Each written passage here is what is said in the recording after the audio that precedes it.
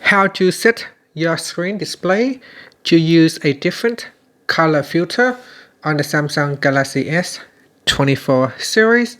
First, tap on the home button to return back to the home screen. And from the home screen, swipe down at the top, then tap on the settings icon. Now in the settings page, we then scroll down and then tap on accessibility.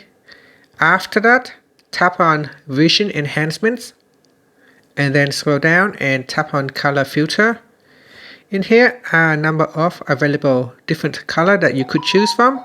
So first I'm going to tap on the toggle button to turn on color filter. Then we can go down and select each of the different colors to test it out.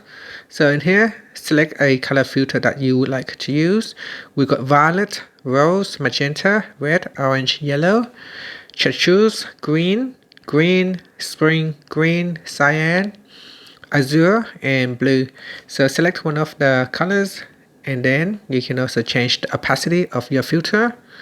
And if you don't want to use the filter, you can switch it off. And that is how you can change your color filter on the Galaxy S24 series.